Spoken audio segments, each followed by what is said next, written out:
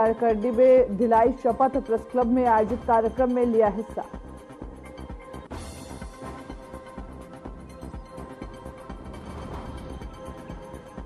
GS के लिए तैयार हम बीजेपी ने बरेली में आयोजित किया कार्यक्रम और साथ ही साथ महानगर अध्यक्षों के नामों का भी आज होगा ऐलान।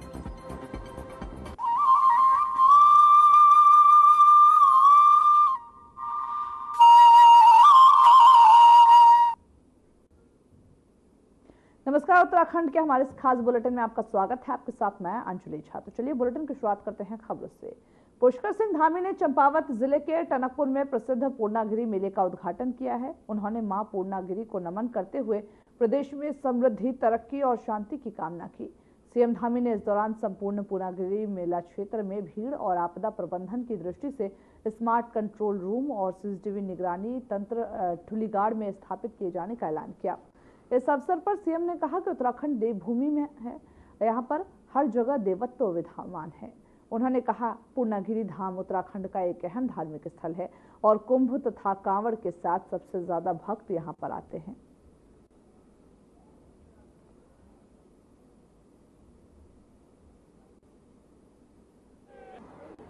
कुछ यहाँ पर मेले की दृष्टि से जो मैंने कहा कि मेला पूरे साल भर का मेला हो, उस दृष्टि से पूर्णागिरि मेले के संपूर्ण क्षेत्र में भीड़ प्रबंधन, आपदा प्रबंधन की दृष्टि से स्मार्ट कंट्रोल रूम और सीसीटीवी निगरानी तंत्र ठुलीगाड़ में स्थापित किया जाएगा। मैं इसकी आज यहाँ पर घोषणा करता हूँ और जिला प्रशासन के लोग तत्काल इसको अभी घोषणा में सम्मिलित करके तत्काल इसको भेजेंगे। इसकी डीपीआर इत्यादि बनवाकर ये विलंब न हो, तत्काल इसको बना लिया जाए।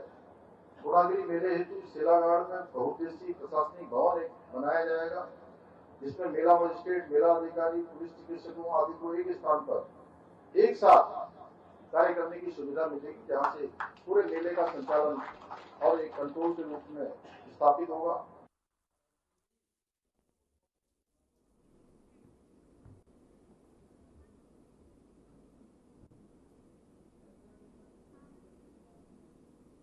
बढ़ते अगली खबर की ओर, जहां क्रिकेट एक ऐसा खेल है जो सभी भारतीयों के दिल में बसता है। सभी भारतीय इस गेम का खूब आनंद भी लेते हैं। ऐसा ही एक नजारा देहरादून से देखने को मिला, जहां पर सीएम पुष्कर सिंह धामी अपने बेटे के साथ क्रिकेट खेलते हुए नजर आए। उन्होंने सोशल मीडिया पर तस्वीर और वीडियो भी साझा किया, जिसमें सीएम बेटे संग क्रिकेट खेलते हुए नजर आ रहे हैं। उन्होंने सोशल मीडिया पर लिखा, व्यस्त दिनचर्या के बीच आज बेटे के साथ क्रिकेट खेला। अनुशासित लाइफस्टाइल और नियमित व्यायाम ही स्वस्थ जीवन का आधार है। साथ ही उन्होंने लिखा कि टीम स्पिरिट और जीत के प्रति जुनून का खेल है क्रिकेट। टीम स्पिरिट और जीत के प्रति जुनून का खेल है क्रिकेट। सीएम धामी ने एक्स पर ये पोस्ट किया है।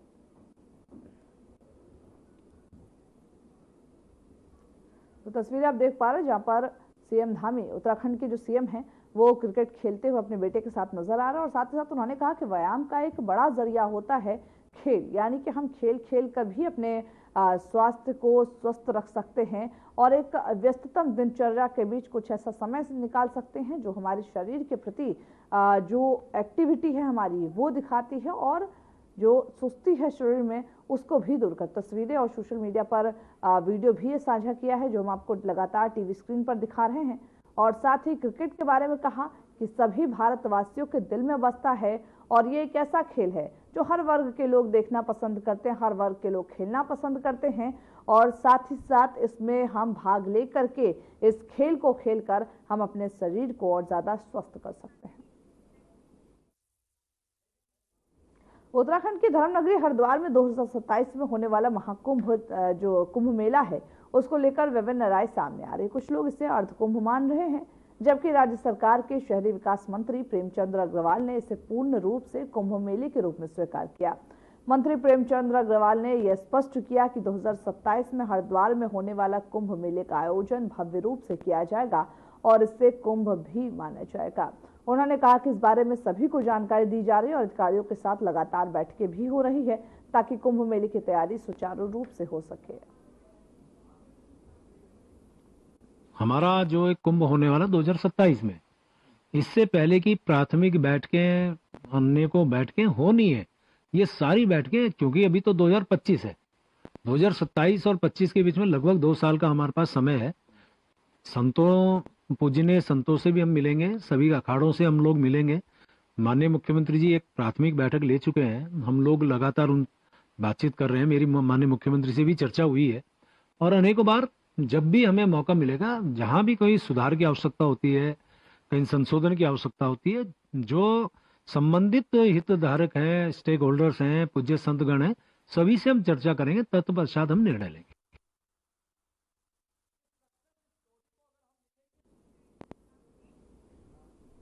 क्षेत्रीय पासपोर्ट कार्यालय ने प्रदेश के विभिन्न क्षेत्रों में मोबाइल वैन कैंप के माध्यम से पासपोर्ट बनवाने की सुविधा शुरू की है। वही क्षेत्रीय पासपोर्ट अधिकारी विजय शंकर पांडे ने बताया कि अब तक हमने विभिन्न क्षेत्रों में 5 कैंप आयोजित किए हैं, जिनमें से 600 से अधिक पासपोर्ट जारी किए गए। इसके बाद 19 मार्च से रुद्रप्रयाग के क्रीड़ा भवन, अगस्त्यमुनि और एक और जहां मोबाइल वैन कैंप आयोजित किया जाएगा। यह कैंप 3 दिन तक चलेगा, जिसमें नए और पुनर्निगम के जो श्रेणी में आवेदन स्वीकार किए जाएंगे।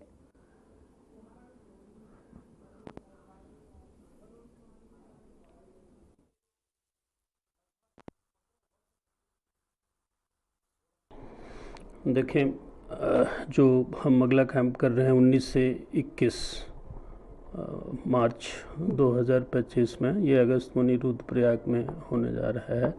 ये वस्तुतः छठा कैंप है। इसके पहले भी हमने 5 कैंप किए थे उत्तराखंड के अलग अलग ज़िलों में, और इस 3 दिवसीय कैंप के लिए हमने प्रत्येक दिन ऑनलाइन सिस्टम से 50-50 अपॉइंटमेंट रिलीज़ किए हैं।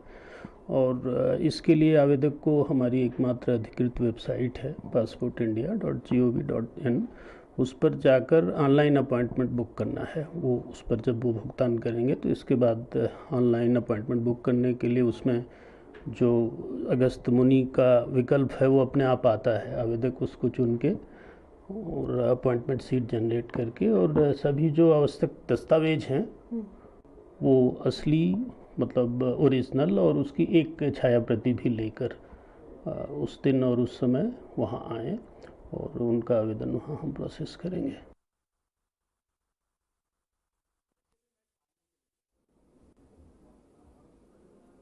वह उत्तराखंड की 4 धाम यात्रा के लिए परिवहन निगम ने अपनी तैयारियां तेज कर दी है। श्रद्धालुओं की सुविधाओं को ध्यान में रखते हुए जो कोर कॉलेज से नारसन बॉर्डर तक अस्थायी बस स्टॉपेज बनाए जाएंगे, जिनके लिए संभावित स्थानों को चिन्हित कर लिया गया है।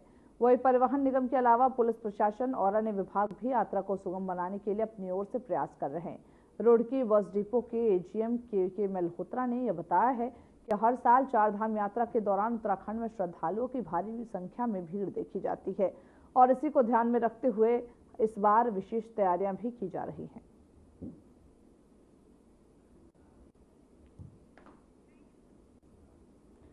भक्तों के लिए अस्थायी बस स्टॉपेज बनाए गए हैं। तमाम तरीके से उत्तराखंड सरकार तैयारियों में जुटा हुआ है ताकि इस 4 धाम यात्रा को सफल बनाया जा सके और साथ ही साथ जो यात्री हो उनको किसी भी तरीके की कोई परेशानी ना हो, इसको ध्यान में रखते हुए तमाम ऐसी सुविधाएं, चाहे वो हेलीपैड की व्यवस्थाएं हो, चाहे वो बस स्टॉपेज हो, चाहे वो यातायात को लेकर के एडवाइजरी जारी करना हो, और तमाम तरीके की व्यवस्थाएं करते हुए उत्तराखंड सरकार नजर आ रही है।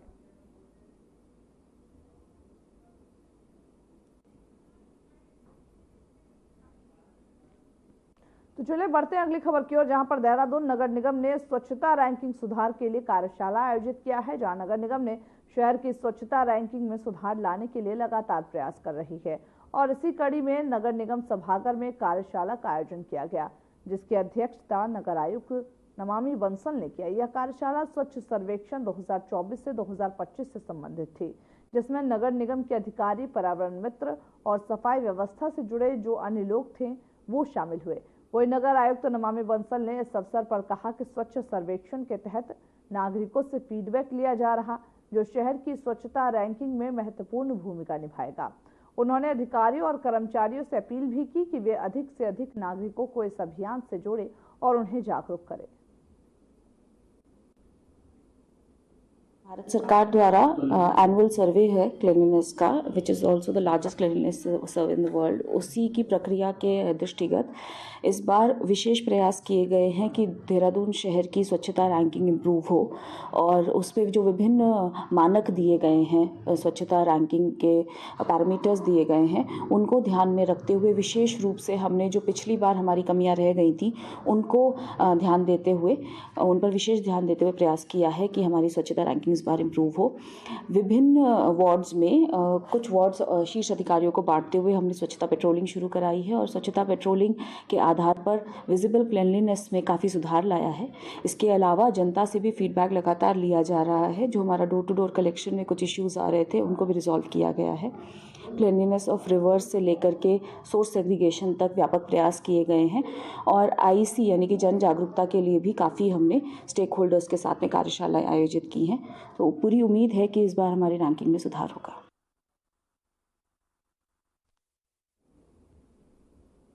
होली का त्योहार शहर में शांतिपूर्वक तरीके से संपन्न हो गया, लेकिन इस दौरान कुछ स्थानों पर विवाद और हादसे की घटनाएं भी सामने आई। कई जगहों पर मामूली कहासुनी के कारण झगड़े हुए, तो वहीं कुछ लोग बाइक फिसलने से भी घायल हो गए। जिला अस्पताल की इमरजेंसी सेवा में होली के दिन शाम तक करीब 50 लोग इलाज के लिए पहुंचे। यहां पर अस्पताल अधिकारियों ने यह बताया कि घायलों को प्राथमिक उपचार दिया गया और अधिकांश को हालत में सुधार होने पर छुट्टी दे दी गई। हालांकि 7 लोगों को गंभीर हालत में हायर सेंटर के लिए रेफर किया गया। इसके अलावा ही निजी अस्पतालों में भी घायलों की संख्या अधिक रही, जिससे कि त्योहार के हादसों में वृद्धि को लेकर चिंता जताई गई।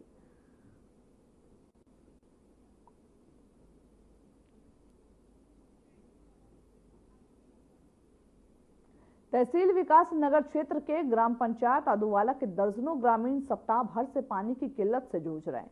ग्रामीणों का यह कहना है कि उन्होंने कई बार संबंधित विभाग के अधिकारियों से शिकायत की, लेकिन अब तक कोई भी समाधान नहीं हुआ। सड़क निर्माण कार्य के दौरान बलुपुर पावटा राष्ट्रीय राजमार्ग पर पानी और सिंचाई नहरों को नुकसान हो रहा, जिससे पानी की समस्या और बढ़ गई है। इसके अलावा गांव में पाइपलाइन लीकेज के कारण घर में गंदा पानी आ रहा, वही जिससे बीमारियों का जो खतरा है वो बढ़ रहा। ग्रामीण अब विभाग से शीघ्र ही समाधान की मांग कर रहे हैं।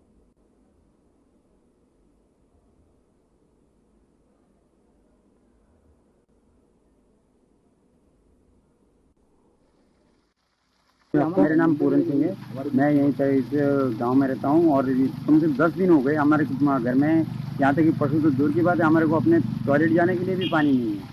10 दिन से जूझ रहे हैं। कपड़े कुपड़ों की ढेर लगी पड़ी है। सारे हमारे जो आस पड़ोस के लोग हैं वो भी बोल रहे हैं अरे यार पानी का कहीं मोटर खराब है क्या नहीं। जा करके देखा तो यहाँ तो पानी यहाँ बह रहा है। फोन कर रहे हैं ये लोग, इन्होंने शिकायत भी करी, लेकिन कोई किसी को सुनवाई नहीं है। पता नहीं क्या काम, बीच बीच में यही होता रहता है यहाँ पे अक्सर। मतलब महीना पूरा नहीं जाता जिस समय 8-10 दिन का गैप ना हो पानी का। पानी की समस्या है, यहाँ पानी नहीं आ रहा हमारी बेल्ट में लगभग एक हफ्ता हो गया। ये लाइन लगभग हम जो है इस लाइन से जो है 40-50 परिवार जुड़े हैं, और होली के टाइम से ना नहाना धोना हो पा रहा है उस हिसाब से। कई नदियों में जा रहे हैं सर, और पशु भी है, बकरियाँ भी है, बड़ी समस्या है पानी की। और जिस हिसाब से बातें भी हुई है, कई बार 2-3 जगह से लाइन टूटी है सर, जगह जगह से टूटा हुआ है। तो लेकिन कोई देखने ही नहीं आता है, बस फोन पे बात हो जाती है, उसके बाद कोई संज्ञान नहीं ले रहा है। कब से ये स्थिति बनी हुई है? ये अभी तो एक हफ्ते से, उससे पहले भी जो है 15-20 दिन में कहीं ना कहीं हमारी लाइन टूटती रहती है, लेकिन हमें खुद ही सही। वही हरिद्वार के सिडकुल थाना क्षेत्र में एक चौंकाने वाली घटना सामने आई, जहां पर एक व्यक्ति का शव संदिग्ध परिस्थिति में एक पेड़ से लटका हुआ मिला। यह शव एकम्स कंपनी के पास स्थित जो चौराहा है उसके नजदीक पाया गया। वही बताते ही अभी चले स्थानीय लोगों ने जब शव को देखा उसके बाद जाकर के पुलिस को सूचना दी। हालांकि पुलिस इस पूरे मामले की छानबीन कर रही है। शव की जांच के दौरान मृतक के पास कोई भी पहचान पत्र या फिर कोई दस्तावेज नहीं मिला, जिससे उसकी पहचान कर पाना मुश्किल हो गया।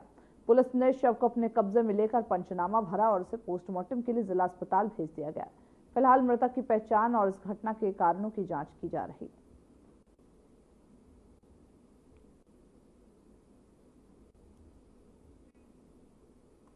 तो सिडकुल चौराहे पर संदिग्ध परिस्थितियों में शव को बरामद किया गया। हालांकि पुलिस इस पूरे मामले की छानबीन कर रही है कि क्या ये आत्महत्या है या फिर हत्या है। पूरे सभी एंगलों से पुलिस छानबीन करे, लेकिन बड़ी बात यह भी है कि मृतक के पास से कोई भी जो आईडी प्रूफ है वो नहीं मिला, जिसकी वजह से पुलिस को कहीं ना कहीं थोड़ी सी परेशानियां जरूर हो रही है।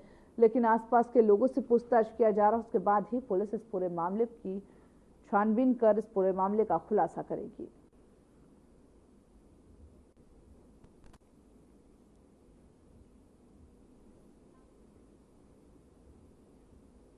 उत्तरकाशी में कल रात से मौसम ने एक बार फिर से करवट ली है। जहां एक और निचले इलाकों में गर्मी का आगाज हुआ था, तो वहीं रात से इन क्षेत्रों में जमकर बारिश हुई। बारिश के कारण तापमान में गिरावट आई और मौसम में ठंडक बढ़ गई। वहीं ऊंचाई वाले क्षेत्रों की बात करें तो शीतकालीन प्रवासी स्थान जैसे कि मुखवा, हर्षिल और धराली में हल्की बर्फबारी भी देखने को मिली। तो वहीं गंगोत्री और यमुनोत्री में भी बर्फबारी का सिलसिला जारी रहा, जहां लगभग 1 फीट बर्फ पड़ चुकी है। वही इस अचानक मौसम के बदलाव के कारण ऊंचाई वाले क्षेत्रों में यात्रा जो लोग कर रहे हैं उनके लिए सावधानी बरतने की सलाह भी दी गई है।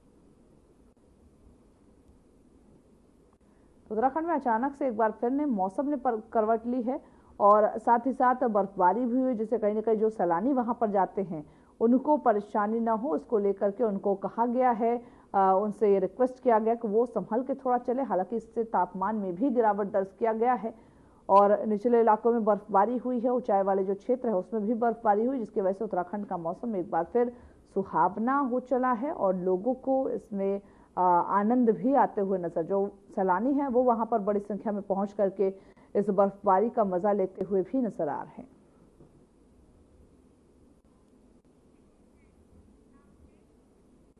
वो उत्तराखंड में आज मौसम में बदलाव का अनुमान है। मौसम विभाग ने राज्य में बारिश और बर्फबारी को लेकर के पूर्वानुमान जारी किया है। मौसम विभाग के अनुसार उधम सिंह नगर जिले को छोड़कर बाकी सभी जिलों में हल्की से मध्यम बारिश होने की संभावना है। इसके अलावा ही 3200 मीटर से अधिक ऊंचाई वाले पहाड़ी क्षेत्रों में बर्फबारी की संभावना जताई गई है। मौसम विभाग ने यह भी बताया कि पश्चिमी विक्षोभ के सक्रिय होने के कारण यह मौसम में यहां पर बदलाव भी किया जा सकता है।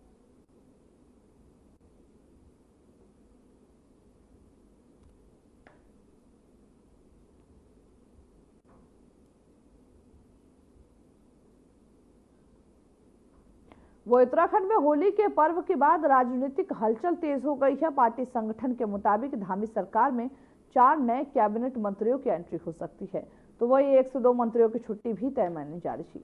बता दें कि जो उम्र या फिर विवादों के कारण पद से हटा सकते हैं। नए कैबिनेट मंत्रियों के चयन पर बीजेपी विधायक विनोद चमोली से जब ये सवाल पूछा गया कि क्या वह कैबिनेट मंत्री बनने के इच्छुक हैं, तो उन्होंने स्पष्ट रूप से जवाब दिया वह इस पर चर्चा से बाहर हैं।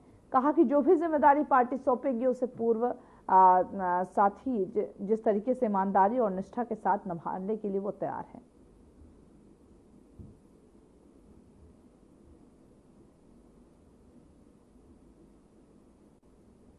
देखिए, मैं उन चर्चाओं से बाहर हूं और मैं ये मानता हूं कि पिछले 39 साल के मेरे पार्टी के जो मेरा कैरियर है, जो मैं एक कार्यकर्ता के नाते काम कर रहा हूं, इस पार्टी ने बहुत कुछ दिया है। मैं 6 चुनाव पार्टी ने मुझे लड़ाए, 6 के 6 चुनाव मैंने जीते हैं। बड़ा मान सम्मान पार्टी ने मुझे दिया है।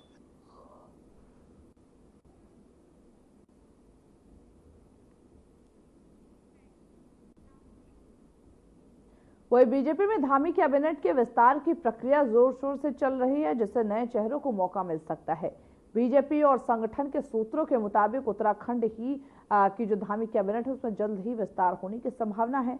पार्टी के विधायकों का मंत्री पद के लिए उत्साह बढ़ा हुआ है और तमाम बीजेपी विधायक इस अवसर का इंतजार कर रहे हैं। जानकारी के अनुसार धामी कैबिनेट में 2 मंत्रियों की छुट्टी और 4 नए मंत्रियों की एंट्री भी हो सकती है।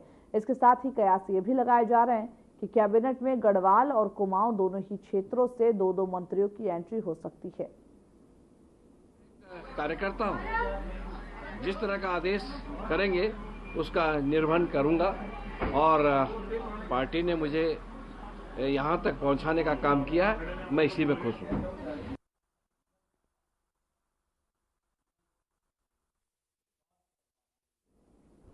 वो अब खबर अल्मोड़ा से, जहां पर आगामी पंचायत चुनावों की तैयारियों के तहत जनपद में मतदाता सूची का संशोधन किया जा रहा है। इस संबंध में मुख्य विकास अधिकारी दिवेश शासनी ने जानकारी दी।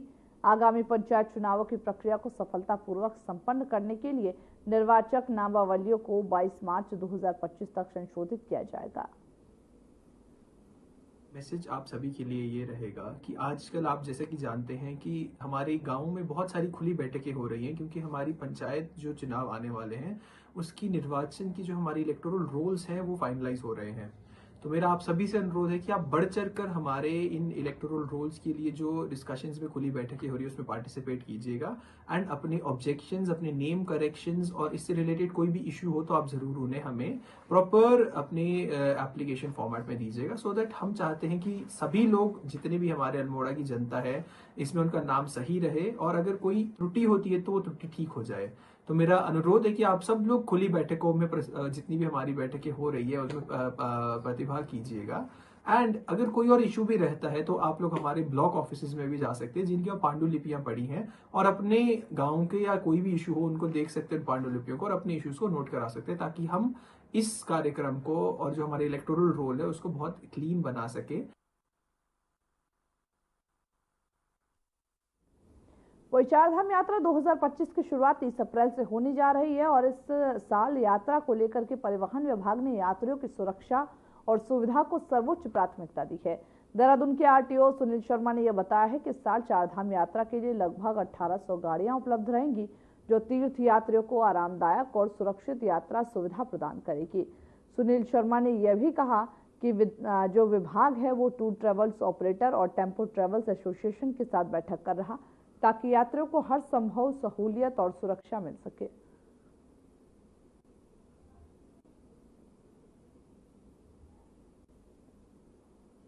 चारधाम यात्रा में आने वाले जितने भी यात्री हैं उनको सुरक्षित यात्रा के लिए हमारे परिवहन विभाग द्वारा प्रबंध किए गए हैं, जिसके अंतर्गत ना सिर्फ हम इन्फोर्समेंट एक्टिविटी कर रहे हैं, उसके अलावा प्रचार प्रसार पर भी पूरा ध्यान दिया जा रहा है। हम लोगों ने चेक पोस्टें जो हमने स्थापित करी हैं वो हाईटेक चेक पोस्टें हैं। वही गाड़ियों को चारधाम यात्रा में भेजा जाएगा जिनका ग्रीन कार्ड बना हुआ है और ट्रिप कार्ड में उनकी ड्राइवर की और सारे यात्रियों की इंफॉर्मेशन है। जो भी बिना ग्रीन कार्ड और ट्रिप कार्ड के आएगा उसको चारधाम यात्रा पर नहीं जाने दिया जाएगा और चालान भी किया जाएगा। इसके अलावा लोगों को क्या क्या सावधानियां बरतनी है, इसके लिए हम सोशल मीडिया के माध्यम से और पेपर के माध्यम से डूज एंड डोंट, क्या करें क्या ना करें, उसके बारे में सबको सूचना दी जा रही है। और हमारा पूरा प्रयास है कि जो चारधाम यात्रा 2025 है बहुत अच्छी तरह से संपन्न हो, यात्रियों लोग प्रसन्न भी रहें और कंफर्टेबल यात्रा उनको सही दामों पर कराई जा सके। वो उत्तराखंड सरकार ने विद्यालय शिक्षा में सुधार के लिए राष्ट्रीय शिक्षा नीति 2020 के तहत क्लस्टर विद्यालय योजना लागू करने का निर्णय लिया। इसके तहत कम छात्र संख्या वाले विद्यालयों को जोड़कर एक हब के रूप में विकसित किया जाएगा। वही पहले चरण में जो रुद्रप्रयाग के 3 विद्यालयों को क्लस्टर विद्यालय बनाने के लिए 7.48 करोड़ रुपए की राशि स्वीकृत की गई। इसके अलावा राज्य की सांस्कृतिक विरासत और महान विभूतियों के इतिहास को पाठ्यक्रम में शामिल किया जाएगा।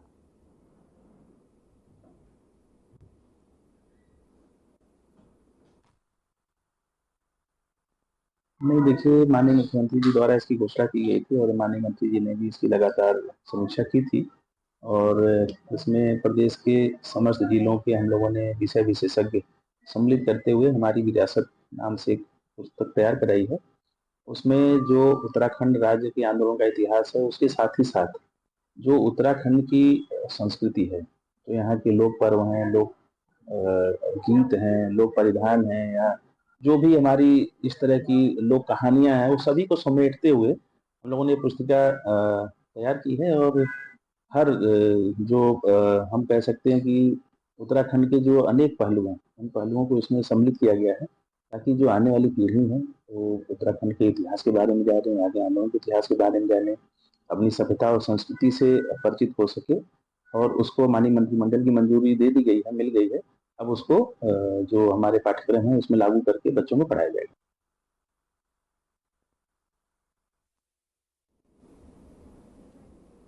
तो चलिए, खबरों के हमारे इस बुलेटिन में बस इतना ही। मुझे दीजिए इजाजत। नमस्कार।